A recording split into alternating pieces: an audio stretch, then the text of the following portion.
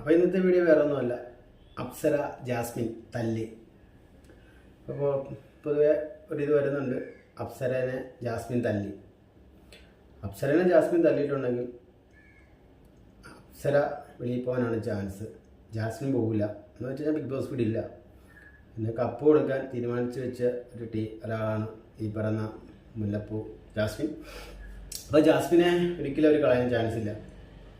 അപ്പം അപ്സര പോകാനേ ഉള്ളൂ ചാൻസ്. അപ്പോൾ അതിൻ്റെ മുന്നേ ഈ പറയുന്ന ജിൻഡോനെ ജയിലിൽ വെച്ച് ജാസ്മിൻ ഒരു അടിയടിച്ചു. അതിനെ വെറും ഒരു തമാശ രീതിയിലാണ് ലാലേട്ടൻ വന്ന് ഒരു ജസ്റ്റ് ഒരു ഫണ്ണാക്കി ചിത്രീകരിച്ചു, ചിരിച്ചു തള്ളി. തിരിച്ച് ജിൻ്റെപ്പൻ കഴിഞ്ഞ വീഡിയോ പറഞ്ഞിട്ടുണ്ടായിരുന്നു, ജിൻ്റെപ്പം വല്ലതും ആയിരുന്നെങ്കിൽ ഇപ്പം ജിൻ്റെപ്പം വീട്ടിൽ ഇരുന്നേനെ, വർക്കൗട്ട് ചെയ്ത് ജിമ്മിലും പോയി നടന്നേനെ. അതാണ് ഞാൻ പറഞ്ഞത്. അതിൻ്റെ ഇടയ്ക്കൊരു റസ്മിനും ജാസ്മിനും ഒരു ഇഷ്യൂ വന്നു. താടിക്ക് തോണ്ടി വിട്ടേന്, അതോ ഷോൾഡറൊക്കെ പിടിച്ചേനോ എന്തോ തട്ടി വിട്ടതേ ഉള്ളൂ. ആ തട്ടി വിട്ടതിന് ഭയങ്കര അത് പ്രശ്നമായി. റസ്മിനെ പിടിച്ചു, റസ്മിന് യെല്ലോ കാർഡൊക്കെ കൊടുത്തു. ആ സമയം റസ്മിൻ ആയതുകൊണ്ടാണ് ആ യെല്ലോ കാർഡിൽ നിന്നത്. ആ സ്ഥാനത്ത് വേറെ ജിൻ്റെ വല്ലതും ആയിരുന്നെങ്കിൽ അതൊരു വേറെ വിഷയമായതിനെ ജിൻ്റെ വീട്ടിൽ ഇരുന്ന്. മനസ്സിലായില്ലേ? പറഞ്ഞ അപ്സരയെ തല്ലി എന്നൊരു ഇത് നടക്കുക എന്ന് വെച്ചാൽ അപ്സരയെ തല്ലിയിട്ടുണ്ടെങ്കിൽ അപ്സര പോകാനേ ചാൻസ് ഉള്ളൂ. എന്ന് വെച്ചാൽ ആ വ്യക്തിനെ വിടത്തൊന്നുമില്ല. മനസ്സിലായില്ലേ? അതാണ് നടക്കാൻ പോകുന്നത്. അല്ലെ വേറെ ഒന്നുമല്ല. മോർണിംഗ് ടാസ്കിനെങ്ങാണ്ട് എന്തോ ഇഷ്യൂ ഉണ്ടായി, പ്രശ്നം വഴക്കായി, അങ്ങനെ അങ്ങോട്ട് തല്ലി എന്നൊക്കെയാണ് ഇപ്പം വരുന്നത്.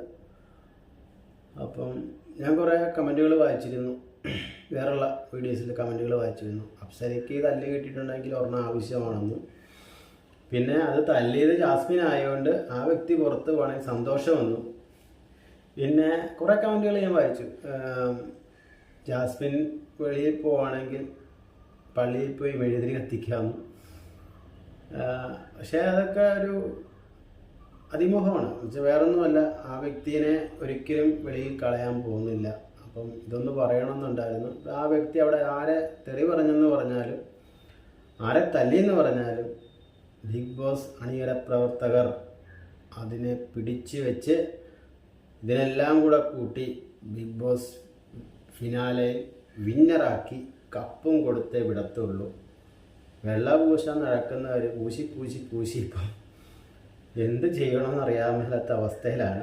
ഈ വ്യക്തിക്ക് വെള്ളം പൂശിക്കൊണ്ടിരിക്കും. ഈ വ്യക്തി അകത്ത് കിടന്ന് എന്തായാലും ക്യാമറ എന്തെങ്കിലുമൊക്കെ കാണിക്കുമ്പോഴൊക്കെ ഈ വ്യക്തിയുടെ ഓരോ പ്രവർത്തികൾ കാണിക്കുമ്പം ഈ ഒരു ദിവസം ഒരു പ്രവൃത്തി കാണിക്കും, അടുത്ത ദിവസം എന്നിട്ട് പിന്നെയും വെള്ളം പൂശാൻ തുടങ്ങും, പിന്നെ അടുത്ത ദിവസം പിന്നെയും പുള്ളിക്കാരിയുടെ കയ്യിൽ നിന്ന് പോയി എന്തെങ്കിലും കാണിക്കും, പിന്നെയും വെള്ളം പൂശാൻ തുടങ്ങും.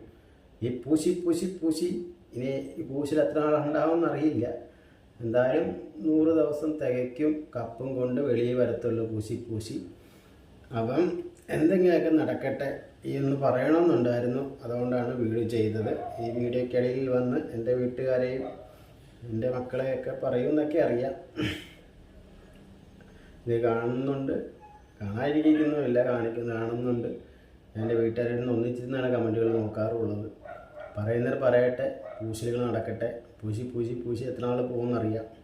അപ്പം ഇത്രയേ ഉള്ളൂ വീഡിയോ. ബൈ.